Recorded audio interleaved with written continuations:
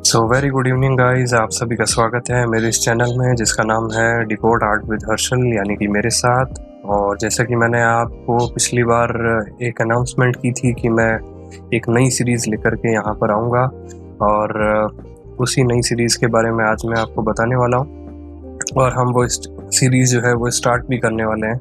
लेकिन उससे पहले अगर आपने इस चैनल को सब्सक्राइब नहीं किया है और आप यहाँ नए हैं तो प्लीज़ आप इसे सब्सक्राइब कीजिए। और अगर आपके कुछ ऐसे फ्रेंड्स हैं जो आर्ट हिस्ट्री के बारे में जानना चाहते हैं या आर्ट न्यूज़ या डिज़ाइन न्यूज़ के बारे में जानना चाहते हैं तो प्लीज़ आप उन्हें भी ये जो चैनल है वो शेयर कीजिए। तो बढ़ते हैं हम हमारे टॉपिक की तरफ, ठीक है। तो आज का जो हमारा टॉपिक है और जो हमारी जो सीरीज़ है वो हम स्टार्ट करेंगे aesthetics the philosophy of art. ये एक इंट्रोडक्शन रहेगा जो कि हम जो कोर एस्थेटिक्स जो हम पढ़ेंगे, जिसमें हम सिगमंड फ्राइड, अभिनव गुप्त, बर्टोल्ट, इन सभी चीज़ों के बारे में जब हम आगे पढ़ेंगे उससे पहले एक इंट्रोडक्शन जो देना है वो बहुत बहुत ज़रूरी, ठीक है। तो हम स्टार्ट करते हैं।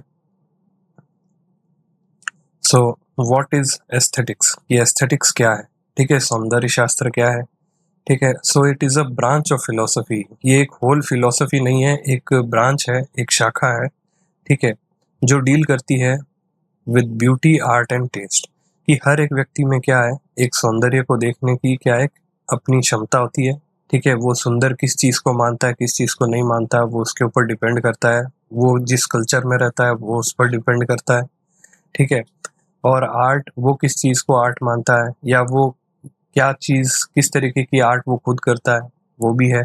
और टेस्ट, ठीक है, किस तरीके का उसका खुद का टेस्ट है, कि उसको ब्रांडेड कपड़े ही पसंद है या उसको एक पर्टिकुलर आर्ट फॉर्म पसंद है। ये सब चीज़ें क्या आती है, टेस्ट के अंदर आती है, ठीक है। और जब इन सब चीज़ों के बारे में, जैसे ब्यूटी, आर्ट और टेस्ट के बारे में जब हम बात करते हैं तो वो क्या बन जाती है, एस्थेटिक बन जाती है, ठीक है। उसकी एक थ्योरी बन जाती है, उसका एक फिलोसॉफिकल या फिर एक रैशनल थिंकिंग वे के अंदर जब हम इसको और अच्छे ढंग से एक रिटन फॉर्म में जब हम इसको लेकर के आते हैं तो वो एस्थेटिक्स बन जाती है। फिर आता है third, the creation and appreciation of art. इसमें क्रिएशन में क्या हो जाता है कि हम जब आर्ट को क्रिएट करते हैं तब हम कुछ ऐसी एस्थेटिक चीज़ें, जैसे प्रपोर्शन डालना, ठीक है, प्रपोर्शन का यूज़ करना, अच्छे कलर्स का यूज़ करना और अच्छे अच्छे ऐसे एलिमेंट्स का यूज़ करना, जिसकी वजह से वो जो पूरा जो होल जो आर्ट वर्क है वो क्या होता है, एक एस्थेटिक रूप ले लेता है, एक सौंदर्य रूप ले लेता है। उसके अंदर भी सौंदर्य जो है समा जाता है, ठीक है। फिर उस आर्ट को देखते वक्त, उन आर्ट को देखते वक्त जो आपको एक्सपीरियंस आता है, ठीक है, उसको देखने, जैसे मान लिया कि हमने एक पेंटिंग देखी और उसको देखते देखते हमें जो है एक लव की फीलिंग आई, तो वो क्या हो गया, एक हमारा आर्ट का एक्सपीरियंस हो गया, ठीक है। और उसी एक्सपीरियंस को जब हम रिटर्न फॉर्म में ले आते हैं और उसके बारे में मीमांसा करने लगते हैं, उसके बारे में हम और ज़्यादा अच्छे ढंग से उस एक्सपीरियंस को डीपन वे में जब हम लिखने लगते हैं तो वो एस्थेटिक का रूप ले लेती है, ठीक है। तो आगे चलते हैं। अब ऐसे क्वेश्चंस होते हैं जो कि अराइज होते हैं इन एस्थेटिक्स, वो क्या है। तो पहला है ब्यूटी, की सौंदर्य क्या है, सुंदरता क्या है, ठीक है। तो beauty is a concept that refers two qualities in a person, object और आइडिया। की ब्यूटी एक ऐसा कंसेप्ट है जिसका मतलब ये होता है कि एक पर्सन के अंदर क्वालिटीज क्या है, ठीक है, ऑब्जेक्ट में क्वालिटीज क्या है और एक आइडिया में क्वालिटी क्या है। जैसे एक पर्सन के अंदर एक अच्छी क्वालिटी ये हो सकती है कि भाई वो बहुत अच्छा सॉफ्ट स्पोकन है। एक ऑब्जेक्ट के अंदर ये क्वालिटी हो सकती है कि भाई वो ब्लैक कलर का है, हार्ड है, ठीक है, वो यूजेबल है, नॉन यूजेबल नहीं है, ठीक है। और थर्ड जो है आइडिया, कुछ ऐसे आइडियाज, जैसे फिलोसॉफिकल आइडियाज होते हैं कि मृत्यु क्या है और जीवन क्या है। ये सब ऐसे ऐसे आइडिया है जिसको एक पर्टिकुलर पर्सन ही समझ पाता है और उसको आगे आ, उसके लिए वो सौंदर्य हो सकता है, ठीक है, और होता भी है।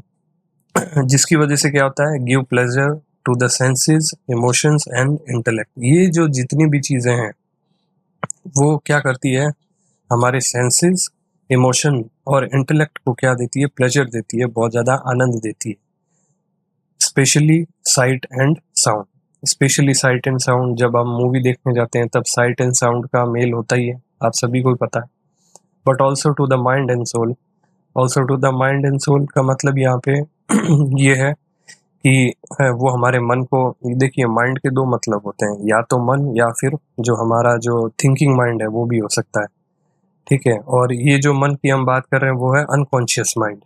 तो अनकॉन्शियस या कॉन्शियस लेवल पर भी ये उसको प्लेजर देता है, और सोल जो आत्मिक रूप से भी उसको वो प्लेजर देता ही है कि जब हम कोई आध्यात्मिक चीज़ पढ़ते हैं, कोई स्पिरिचुअल चीज़ पढ़ते हैं, तो वो हमारी जो सोल है वो उसको भी सेटिस्फाई करता है।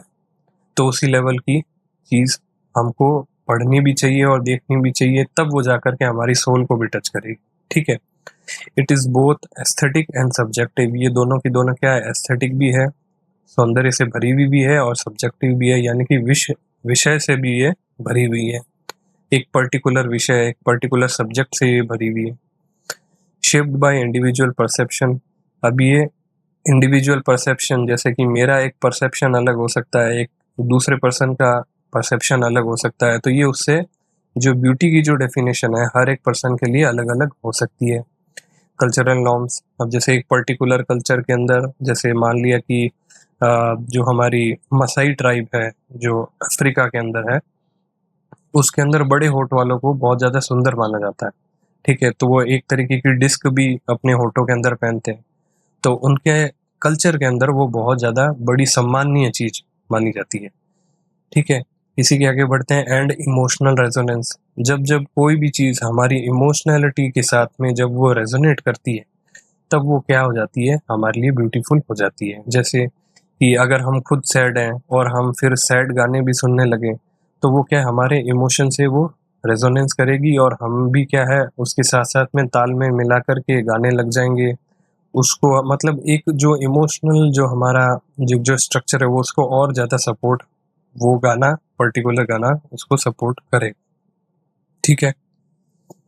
अब ये जो आप पिक्चर देख रहे हैं जेठालाल चंपकलाल गड़ा के जो साले साहब हैं, इनका नाम सुंदर है, लेकिन क्या ये खुद सुंदर है, ये डिपेंड करता है according to the individual perception. Individual perception, एक तो सुंदर ये किसके लिए हो सकते हैं, अपनी खुद की बहन के लिए, यानी कि दया के लिए हो सकते हैं, और ये असुंदर किसके लिए हो सकते हैं, चंपकलाल गड़ा के लिए हो सकते हैं। तो ये इंडिविजुअल परसेप्शन है, ठीक है।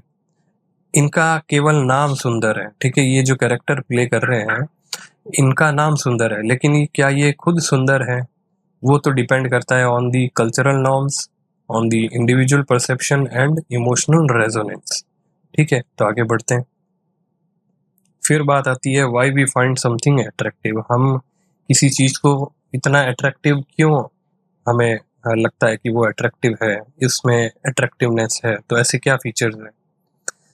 तो ये कहता है कि वी फाइंड समथिंग अट्रैक्टिव, हमें कोई चीज़ अट्रैक्टिव इसलिए लगती है because of a complex mix of biological, psychological and cultural, कि जब भी हम कोई चीज़ को, हमें अट्रैक्शन जब मुझे दिखाई पड़ता है या किसी को भी दिखाई पड़ता है, तो वो मिक्स होता है, कॉम्प्लेक्स मिक्स होता है biological, psychological and cultural and even spiritual factors भी उसके अंदर होते हैं।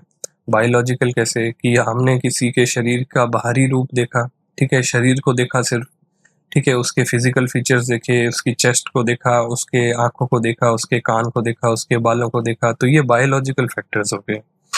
फिर हम जब उसको और जानने लगते हैं तो हमें साइकोलॉजिकल फैक्टर्स भी लगते हैं, पता लगते हैं धीरे धीरे। उसके अंदर क्या आएगा कि वो सोचता कैसे है या सोचती कैसे है, तो वो भी हमें पता लगता है, तो साइकोलॉजिकल फैक्टर्स है, ठीक है। फिर आता है कल्चरल फैक्टर्स, कि जब हम किसी पर्टिकुलर कल्चर में रहते हैं, जैसे हम राजस्थान में रहते हैं तो हमको राजस्थानी कल्चर अच्छा लगेगा, लेकिन हम जब दूसरे कल्चर के अंदर जाएंगे तो उसके अंदर क्या होगा कि हमें वो कल्चर भी अच्छा लगने लगेगा, क्योंकि हमें एक डिफरेंट टेस्ट मिल गया है जिसको हम क्या अनुभव कर सकते हैं। एंड इवन स्पिरिचुअल फैक्टर्स, आपने कई सारे ऐसे साधकों को देखा होगा जिसमें कोई राम जी को बसता है, कोई शिव जी को बसता है, और या फिर कोई किसी को भी नहीं बसता है। जब वो किसी और स्पिरिचुअल आदमी की किसके सानिध्य में आता है, तो वो उसको क्या लगने लगता है, अट्रैक्टिवनेस आने लगती है। जैसे अभी रिसेंट में हमारे प्रेमानंद जी महाराज है, तो यूथ उनकी तरफ काफ़ी ज़्यादा क्या हो रहा है, अट्रैक्ट हो रहा है। तो ये स्पिरिचुअल फैक्टर्स हो गए उसके। Attraction isn't just about physical appearance, ठीक है। जो अट्रैक्शन है वो केवल फिजिकल अपीयरेंस के बारे में नहीं है कि आपने किसी का शरीर देख लिया, आपने उसका की बॉडी देख ली तो आपको वो अट्रैक्टिव लगने लगेगा। It is also about something, how something makes us feel, कि हम उसके पास रह करके हमें कैसा फील होता है, ठीक है। वॉट इट रिप्रेजेंट्स, वो क्या रिप्रेजेंट करता है अपने बारे में, and how it connects with our mind and sense. जैसे आप, अगर आप अपने दोस्तों की तरफ देखें तो आपको पता लगेगा कि आप जो अपने दोस्त बनाते हैं वो भी आप ही के जैसे होते हैं, ठीक है। आप ही की तरह बहुत मस्तीखोर होंगे, आप ही की तरह बहुत सैड होंगे। तो आप अगर अपने दोस्तों की तरफ देखेंगे तो आपको पता लग जाएगा कि अट्रैक्शन किस तरीके से है, ठीक है। आपको कैसा वो फील करवा रहे हैं, व्हाट इट रिप्रेजेंट्स, वो आप ही की तरह है या आपसे अलग है, ठीक है। हाउ इट कनेक्ट्स विद और माइंड एंड सेंसेस, तो वो आपकी कैसे माइंड और सेंसेस से कनेक्ट हो रहे हैं। तो आप अपने दोस्तों की तरफ देखेंगे तो आप थोड़ा जल्दी समझ पाएंगे इस चीज़ को, ठीक है। अब जैसे कि आप, ये एक फेमस मीम है जो आपने देखा ही होगा, ठीक है। तो इसमें जो एक एक कपल है वो आगे जा रहे थे, ठीक है। एंड सडनली एक रेड ड्रेस के अंदर एक महिला आती है, और जो सभी मेल्स की एक जो प्रॉब्लम है कि जो उनके पास होता है वो उसे ना देख करके जो दूसरी चीज़ें हैं उनको वो देखने लगेंगे। तो वो उसके फिजिकल अपीयरेंस को वो देख रहा है, ठीक है, जो मेल है, ठीक है। तो ये एक स्वाभाविक चीज़ है, इसमें कोई ऐसा कुछ सोचने वाली बात नहीं है कि अरे ये ऐसा एग्जाम्पल क्यों लिया गया, क्या नहीं लिया गया। इस चैनल में हमेशा एक बात हमेशा क्लियर होनी चाहिए कि ऐसे ऐसे एग्जाम्पल्स लिए जाएंगे जिसमें आपको हो सकता है थोड़ा सा शर्मिंदा होना ही पड़े, ठीक है। वो मेरी आदत है, और आर्ट में कोई भी चीज़ छुपी भी नहीं है, चाहे वो बॉडी हो, चाहे वो सोल हो, चाहे वो कोई और भी चीज़ हो। तो उसमें कोई ऐसी शर्म करने वाली तो बात है ही नहीं, ठीक है। आगे बढ़ते हैं। फिर आता है what makes an art meaningful and valuable. ऐसी क्या चीज़ है जिसकी वजह से आर्ट जो है मीनिंगफुल और वैल्यूएबल हो जाता है। So an art becomes meaningful and valuable when it connects deeply with human emotion। कि जब भी कोई आर्ट मीनिंगफुल या वैल्यूएबल होता है तो वो क्या होता है, it deeply connects with human emotion, ठीक है। आपने कोई पर्टिकुलर पेंटिंग देखी और जैसी आपकी खुद की मनोवृत्ति है, अगर वो उससे मेल खाती है तो वो आपको क्या लगती है, मीनिंगफुल लगेगी, वैल्यूएबल लगेगी, ठीक है। इंटेलेक्ट, अगर आपकी इंटेलेक्ट से वो मैच खाती है, कल्चर से मैच खाती है। अगर आप राजस्थान में रह रहे हैं और राजस्थान की आपने पेंटिंग देखी तो हो सकता है वो भी आपको मीनिंगफुल लगेगी, वैल्यूएबल लगेगी, ठीक है। यहीं आप अगर बाहर की कंट्री में अगर बैठे होते तो आपको भी इसी तरीके की पेंटिंग, या वहाँ के कल्चर में जैसे आप रह रहे हैं तो उस तरीके की आपको पेंटिंग अच्छी लगती। हो सकता है आपको एक जो एब्स्ट्रक्शन आर्ट होता है वो आपको अच्छा लगता है। हो सकता है आपको किसी और तरीके का फोक आर्ट अच्छा लगता है जो कि बाहर की कंट्रीज में रेलिवेंट है, मैक्सिकन आर्ट आपको अच्छा लगता है, ठीक है। तो वो डिपेंड करता है कि आप किस जगह रह रहे हैं, ठीक है। एंड स्पिरिट, स्पिरिट में तो वही बात है, आत्मिक स्तर पर वो कोई कोई ही उस चीज़ को देख पाता है, ठीक है। It's not just about how it looks but what it expresses. जैसे कि मैंने पहले बताया कि वो क्या चीज़ एक्सप्रेस करता है उसी के अकॉर्डिंग हमें वो चीज़ मीनिंगफुल और वैल्यूएबल लगती है। हाउ इट कम्युनिकेट्स, वो कैसे संप्रेषण करती है, कैसे वो कम्युनिकेशन करती है। जैसे कि एक पेंटिंग थी पिकासो की, ग्वेर्निका करके, ठीक है। स्पेनिश जो सिविल वॉर है उस टाइम उन्होंने वो बनाई थी, और उस टाइम वो इतनी ज़्यादा रेलेवेंट हुई थी कि एक स्कैंडल उस पेंटिंग ने क्रिएट कर दिया था कि जो गवर्नमेंट है वो लोगों के साथ में कितना गलत कर रही है, वो उनके बारे में ध्यान नहीं रख रही। तो ये सब चीज़ें भी क्या कर सकती है, एक आर्ट जो है वो कहीं ना कहीं स्कैंडल भी बना सकता है, कहीं ना कहीं एक जो कल्चरल नॉर्म्स है उसको भी तोड़ सकता है, कई सारी गवर्नमेंट को भी गिरा सकता है। तो वो डिपेंड करता है कि आपका कल्चरल नॉर्म क्या है, आर्टिस्ट का खुद का स्ट्रक्चर कैसा है। हो सकता है कि वो पॉलिटिकल साउंड ना हो, वो जस्ट अपने आप को एक्सप्रेस कर रहा हो, या फिर वो पॉलिटिकल साउंड भी हो सकता है, तो वो पॉलिटिक्स को भी अपनी आर्ट के अंदर धीरे धीरे ऐड करने लगेगा।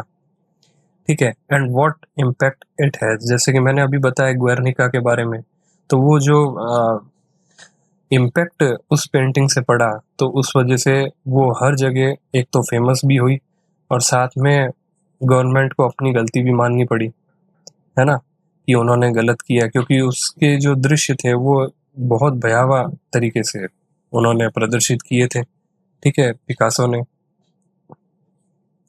ठीक है। On the viewer and society, आप ये आपको क्लियर हो ही गया कि व्यूअर पर कैसा उसका इम्पैक्ट पड़ेगा और सोसाइटी पर भी कैसा पड़ेगा। सोसाइटी के बारे में जब वो चीज़ सामने आती है तो सोसाइटी उससे रिलेट कर पाती है, अगर उन्होंने उस चीज़ को फेस किया हो तो। जैसे अभी के टाइम में जैसे कोरोना काल आया था, उस टाइम से रिलेटेड अगर हम कोई आर्ट बनाए, तो वो व्यूअर और सोसाइटी को बहुत ज़्यादा इम्पैक्ट करेगी। ठीक है, क्योंकि सब लोगों ने सहा है। ठीक है, अगर वो एम्बुलेंस को भागते हुए हम अगर पेंट करें, साथ में लोगों के चिल्लाते हुए हम पेंट करें, ठीक है, अर्थियाँ उगती हुई दिखाएं, बड़े बड़े वायरसेस को घूमते हुए दिखाएं, तो ये सब चीज़ें क्या है, एक इम्पैक्ट क्रिएट कर सकती है। आगे चलते हैं। अब ये जो आप पेंटिंग देख रहे हैं, ये है मार्क रॉथको की एक पेंटिंग है। ये एक एब्स्ट्रैक्ट एक्सप्रेशनिस्ट आर्टिस्ट थे, जिसमें ये कलर फील्ड पेंटिंग इनको कहा जाता है। और जस्ट आपको लग रहा होगा कि ये सिर्फ बॉक्सेस है, लेकिन ये बॉक्सेस नहीं है। अगर आप इनके बारे में थोड़ा और सर्च करेंगे, मार्क रोथको के बारे में, तो आपको पता लगेगा कि जब रोथको की जब पेंटिंग्स को एग्जिबिट किया जाता था एग्जीबिशन हॉल के अंदर, तो लोग आते थे, इनकी पेंटिंग्स को देखते थे, बहुत देर देर तक घूरते थे, और फिर सडनली रोने लग जाते थे। तो एक आउटबर्स्ट ऑफ जो इनर फीलिंग है, क्योंकि एक पर्सन ने उसको कनेक्ट कर लिया अपने आप से। ठीक है, जो उसका जो साइकोलॉजिकल फैक्टर्स और जो चीज़ें मैंने आपको पीछे बताई थी, जब वो चीज़ करेक्ट होने लगी, तब वो लोग क्या करते थे, रोने लग जाते थे। इवन अभी भी लोग जाते हैं तो रोने लग जाते हैं। अब किसी ने मेरे साथ मजाक किया कि वो इसलिए रोने लग जाते थे क्योंकि इस तरीके की कोई भी पेंटिंग बनाएगा तो वो रोएगा ही। तो वो भी बात एक अलग है। ठीक है, तो वो डिपेंड करता है कि आप आर्टिस्टिक आपके अंदर, खुद के अंदर अगर कुछ ऐसी क्वालिटीज़ है, तो आप उस आर्ट वर्क को समझ पाएंगे। अगर आप नॉन आर्टिस्ट हैं, तो आपको सिर्फ ये बॉक्सेस दिखेंगे, कलर्स दिखेंगे, अजीब सी बनाई हुई पेंटिंग भी दिखेगी। तो ये डिपेंड करता है। आगे चलते हैं, की कंसेप्ट ऑफ एस्थेटिक्स के बारे में बात करते हैं अब। तो beauty, what makes something beautiful, ऐसी क्या चीज़ें हैं जो किसी भी चीज़ को ब्यूटीफुल बनाती है, सुंदर बनाती है। सेकंड है taste, why do people like different things, लोगों को अलग अलग चीज़ें क्यों पसंद आती है। थर्ड चीज़ है Sublime, Sublime feeling of of and grand. ठीक है, जैसे माउंटेन या स्टॉर्म्स को जब हम देखते हैं, आंधियों को देखते हैं, बड़ी बड़ी तूफानों को जब हम देखते हैं, तब हमें क्या एक फीलिंग आती है ऑ की, यानी कि हमने उस चीज़ को देखा है और वो इतनी ज़्यादा साइज में बड़ी है ना। तो जो भी चीज़ साइज में बड़ी होगी तो वो एक सबलाइम जो है फैक्टर हमको उसके अंदर दिखाई पड़ेगा। उसके बाद में art, what is that thing that which can be considered और काउंटेड एज आर्ट। ठीक है, तो ऐसी क्या चीज़ है, ऐसे क्या तत्व हैं जिसकी वजह से उसको आर्ट के अंदर एज एन आर्ट उसको कंसिडर किया जा सकता है, या फिर उसको काउंट किया जा सकता है एज एन। ठीक है, तो वो आगे बात करते हैं। पहली चीज़ है beauty, what makes something beautiful. ठीक है, अब एक तरफ आपके सामने ऋतिक रोशन है और एक तरफ आपके जो राइट साइड में है वो उमर बैन है, जो अनस्प्लैश जो वेबसाइट है वहाँ से ये पिक्चर ली गई है, रॉयल्टी फ्री पिक्चर है ये। ठीक है, तो ऋतिक रोशन की तरफ आप देखेंगे तो उनका फेस का जो स्ट्रक्चर है, उनके ऊपर जो लाइटिंग पड़ रही है, उनकी आंखें हैं, उनकी दाढ़ी है, एक पर्टिकुलर उन्होंने ड्रेस पहन रखी है। ठीक है, और उनके हाथ में ग्लास भी है। तो ये सब चीज़ें, उनके बाल भी हैं, तो ये सब चीज़ें क्या है, ब्यूटी यानी कि सुंदरता में ये सब चीज़ें ऐड हो रही है, ठीक है। इवन लाइटिंग भी पड़ रही है और पीछे का जो बैकग्राउंड का जो पिंक कलर है और जो उनका खुद का जो कलर कॉम्प्लेक्शन है उनके फेस का, तो वो भी क्या मैच कर रहा है, ठीक है साथ में। फिर हम एक तरफ उमर बैन को देखते हैं, डल सा चेहरा, झुर्रियाँ पड़ी हुई, लेकिन हर चीज़ बहुत अच्छे ढंग से यहाँ पर इन्होंने कर रखी है। उमर बैन ने क्या कि एक डिफरेंट लाइटिंग उन्होंने कर रखी है, सिनेमैटिक लाइटिंग भी इन्होंने यूज़ कर रखी है। लेकिन अब डिपेंड करता है ना कि जो हमारा खुद का जो कल्चर है वो किसको एक्सेप्ट करता है एज ब्यूटी, ठीक है। हमने ऋतिक रोशन को ज़्यादा फेमस बनाया, लेकिन उमर बैन भाई साहब जो है वो फेमस नहीं हो सके क्योंकि वो काले हैं, ठीक है। उनके होठ बड़े बड़े हैं, उनके मुंह पे झुर्रियाँ हैं, आंखें देखो तो बड़ी नशीली लगती है, ठीक है। तो ये डिपेंड करता है। हो सकता है कि जहाँ से उमर बैन आए हैं, ठीक है, वो जहाँ पर रहते हैं, जिस कल्चर में वो रहते हैं, तो वो वहाँ पर एक्सेप्टेड किए जाते हो एज हैंडसम। लेकिन ऋतिक रोशन की बात करें तो वो पूरी कंट्री में उनको एडमायर किया जाता है, और इवन कई सारे बाहर के जो लोग हैं, जो फॉरेनर्स हैं, उनको ग्रीक गॉड भी कहते हैं। तो ये भी एक अलग चीज़ है। अब हम बात करते हैं टेस्ट की। Why do people like different things? लोगों को क्यों अलग अलग चीज़ें पसंद आती है? जैसे इंडियन फूड है और इटालियन फूड है। इंडियन फूड जो है वो पर्टिकुलर इंडियंस को ज़्यादा पसंद आएगा, इटालियंस को इटालियन पसंद आएगा, ठीक है। अब इसमें अलग भी हो सकता है कि इंडियन फूड जो है वो एक हमारे जो ऑर्थोडॉक्स जो लोग हैं, ठीक है, जो बहुत ज़्यादा देसी चीज़ों को मानते हैं, तो वो इंडियन फूड को ज़्यादा प्रेफर करेंगे। आयुर्वेद को मानते हैं तो वो ज़्यादा इंडियन फूड को प्रेफर करेंगे। जो हमारे दादाजी हैं, जो हमारे पेरेंट्स हैं, वो सब इंडियन फूड को प्रेफर करेंगे। और इटालियन फूड जो है वो जेंजी लोग ज़्यादा पसंद करेंगे, जो यंग यूथ जो हमारे कंट्री का है वो ज़्यादा उसको यूज़ करेगा, ठीक है। वो उसके लिए बहुत ज़्यादा अच्छा लगेगा उसको। तो ये चीज़ है। अब आगे बढ़ते हैं। तो ये डिपेंड करता है कि आपका अपना टेस्ट क्या है, ठीक है। लेकिन इसका उल्टा भी हो सकता है कि जो बूढ़े लोग हैं उनको, जो इंडियन बूढ़े लोग हैं, इवन आयुर्वेद को भी मानते होंगे या ज़्यादा हेल्थ कॉन्शियस भी हैं, तो वो इटालियन फूड भी ज़्यादा पसंद करते हो, पिज़्ज़ा भी बहुत अच्छा लगता हो, और उन्हें इंडियन फूड अच्छा नहीं लगता हो, है ना। तो कोई राजस्थान में रह रहा है, कोई हमारे दिल्ली साइड में रह रहा है, कोई बेंगलोर साइड में रह रहा है, तो उसको मे बी जैसा उसका कल्चर होगा, जैसी उसकी सोसाइटी होगी, उसके अनुसार उसके खुद के जो प्रेफरेंसेस हैं वो शेप होते रहेंगे, ठीक है। आगे बढ़ते हैं। अब बात आती है सबलाइम की, कि सबलाइम क्या है, ठीक है। जैसे हमने पीछे बात की कि सबलाइम जो है एक ऑ एंड ग्रैंड जो फीलिंग हमें किसी भी चीज़ को देख करके आती है, जैसे माउंटेन है, स्टॉर्म्स हैं, वो एक अलग चीज़ है। लेकिन सबलाइम को थोड़ा सा समझना यहाँ पर हमारे लिए ज़रूरी, ठीक है। The word Sublime has an intriguing etymology. Etymology किसको कहते हैं? Study of the origins and history of words and meanings, ठीक है। जब भी एटमोलॉजी का मतलब होता है ओरिजिन और history of words and meanings की जो स्टडी की जाती है उसे हम एटमोलॉजी कहते हैं। It originates from the Latin word. ये जो सबलिमिस जो वर्ड है या फिर सबलाइम जो वर्ड है वो कहाँ से आया है?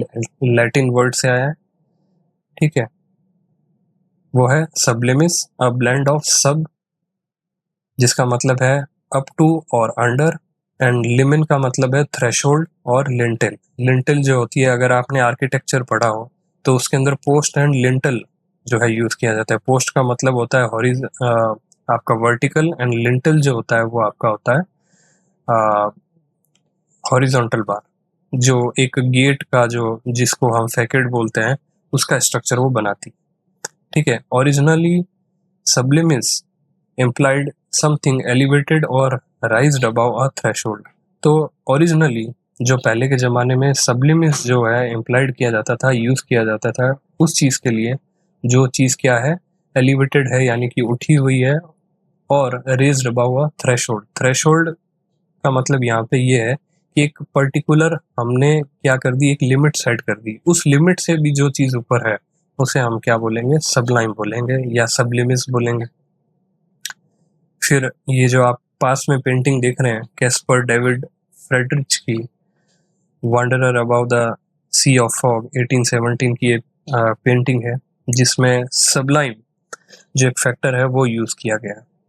ठीक है, इसमें आप जो है एक पर्सन को सेंट्रल कंपोजिशन के सेंटर में आप खड़े हुए देखेंगे, उसके हाथ में स्टिक है जो कि जस्टिफाई करता है कि ये एक वॉन्डरर है, एक घुमक्कड़ है। ठीक है, एक इनविजिबल आपको हवा भी इसके अंदर दिखेगी जो कि एक बहुत अच्छी टेक्निक है। ठीक है, जो कि अगर आप इसके सिर की तरफ देखेंगे तो लेफ्ट साइड में इसकी जो हवा का जो रुख है, जो डायरेक्शन है वो आपको दिखेगा। ठीक है, और नीचे की तरफ जो डाउन साइड के अंदर अगर आप आपकी जो ये बादल हैं उनको आप देखेंगे तो वो राइट साइड की तरफ बढ़ रहे हैं।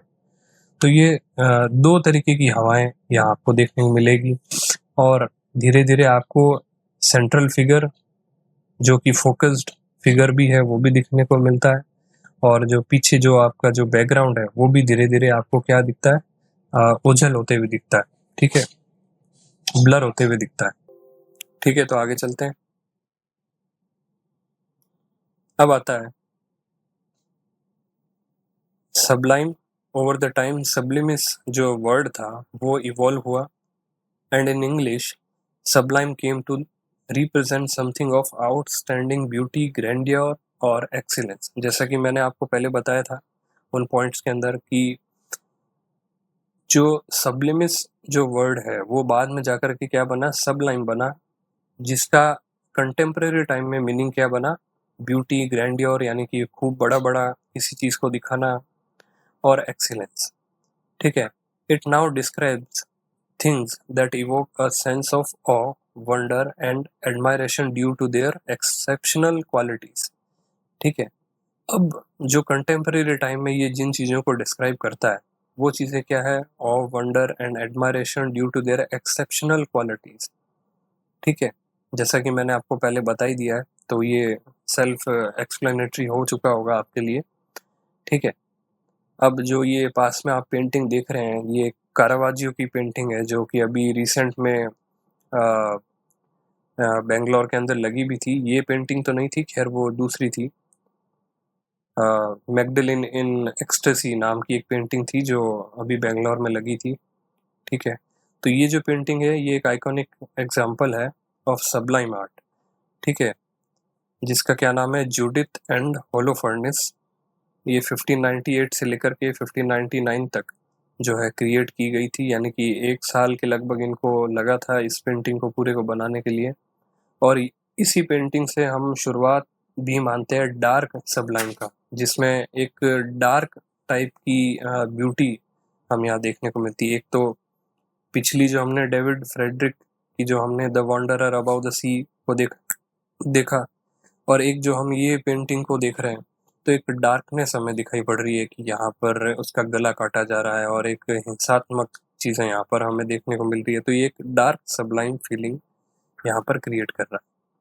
ठीक है, तो ये उसका एग्जाम्पल था। आगे आगे चलते हैं हम। फिर आता है art. What is that thing which can be considered और काउंटेड एज आर्ट। ठीक है, वो ऐसी क्या चीज़ है जिसको हम आर्ट कंसिडर कर सकते हैं या फिर उसको काउंट कर सकते हैं एज आर्ट। ठीक है, तो ये एक जो पेंटिंग मैंने पहले दिखाई इसमें हर चीज़ अच्छी तरीके से है। यहाँ पर फॉग भी दिख रही है, यहाँ पर आपको क्लाउड्स भी दिख रहे हैं, यहाँ पर एक सेंट्रल कंपोजिशन भी दिख रही है। ठीक है, यहाँ पर जो फिगर है और जिस चीज़ पर ये फिगर खड़ा है वो भी क्या है, एक शार्पनेस के साथ में। जैसे आप कैमरा यूज़ करते हैं फोरग्राउंड और बैकग्राउंड के लिए, जैसे कि कई लोग कहते हैं कि ब्लर इमेज आनी चाहिए, उसकी बैकग्राउंड ब्लर कर देना चाहिए, तो ये कुछ इस तरीके की पिक्चर आपको दिखेगी। ठीक है, और फिर उसके आगे ये मार्क रोथको की पेंटिंग है, ऑरेंज, रेड एंड येलो, 1961 में उन्होंने ये बनाई थी। तो ये कलर फील्ड पेंटिंग है, जैसा कि मैंने आपको पहले एक्सप्लेन किया था कि इसको देखने के बाद जो एग्जीबिशन हॉल में जो लोग थे वो रोने लग जाते थे, क्योंकि उनकी खुद की जो मेमोरी का जो प्रोजेक्शन है वो इन कलर्स के अंदर, इन ब्लैंक जो फील्ड है उनके अंदर होने लग जाता था। ठीक है, तो ये orange, red and yellow painting थी मार्क रॉथको की। ठीक है, आगे बढ़ते हैं। आगे कुछ भी नहीं है। अब जो हम आगे हमारे टॉपिक्स जो पढ़ेंगे, जैसे कि अलग अलग जो थ्योरीज है, जैसे प्लाटो ने थ्योरी दी है, एक सोक्रेटिस ने दी है, तो एक एक करते करते हम सभी को पढ़ेंगे यहाँ पे। और बहुत ज़्यादा जो लेंदी जो एक चीज़ होती है वो यहाँ पर यूज़ नहीं होगी। जस्ट कोई भी चीज़ का जब मैं यहाँ इंट्रोडक्शन देता हूँ तो वो थोड़ा सा आपको लेंदी लग सकता है, सो दैट कि आप आगे जब किसी भी चीज़ को पढ़ें तो वो आपके लिए इजी हो जाए। तो एक वीडियो तो ज़रूर एक टॉपिक तो ऐसा होगा इंट्रोडक्शन का जिसमें आपको डेप्थ दिखाई पड़ेगी। बाकी तो जो कॉन्सेप्ट है वो तो बड़े इजी लगेंगे आपको। ठीक है, तो ये थी आज मेरी वीडियो। और अगर आपको ये वीडियो अच्छी लगी हो तो आप प्लीज़ अपने जो आर्टिस्टिक फ्रेंड है उनके साथ में शेयर कीजिए और इसे लाइक भी करना ना भूलें। तो मिलते हैं नेक्स्ट वीडियो में। Okay, bye.